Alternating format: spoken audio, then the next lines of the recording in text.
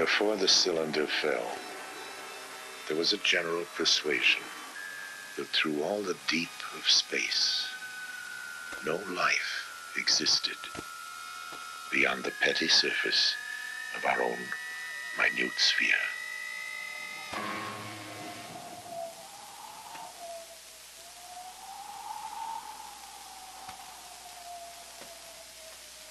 We know now that in the early years of the 20th century, this world was being watched closely by intelligences greater than man's.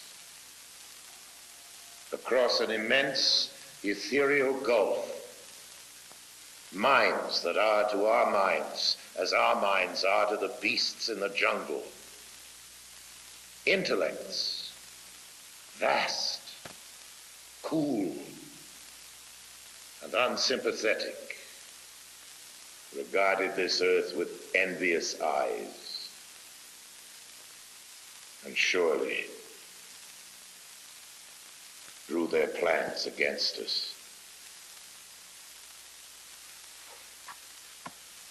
Hello, I'm Orson Welles, and I've been quoting from another Wells, no relation, H.G. Wells, the distinguished novelist, historian, prophet, who was also the great master of science fiction. He wrote The War of the Worlds, on which was based a certain notorious radio broadcast, which, as some of you may remember, sent many thousands of our listeners panicking into the streets all over the country.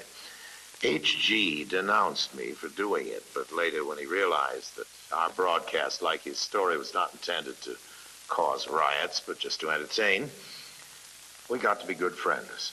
And I was forgiven. Whether all those people who jammed the highways and even took to the hills to escape the Martians have forgiven me is another matter. This is it. We thought that this was it. Listening to that show, I said we were very impressionable at that age because of Buck Rogers and Flash Gordon, and that really made a big impression on us. One fellow in particular who owned a store took the money from his cash register and loaded his car up with food and took off for the mountains and left his wife and children at home. New York City was just demolished, and they were coming closer. All of North Jersey is an inferno, and they are proceeding south. I can conceive of no nightmare as terrifying as establishing such communication with the so-called superior, or if you wish, advanced technology in outer space. George Wald is a Nobel Prize-winning biologist, one of a group of distinguished scientists meeting on the subject of extraterrestrial life. All of the people you will be seeing in this program, scientists, radio listeners, Orson Welles, have one thing in common. Each has had reason to believe in the likely existence of non-earthly life in the universe.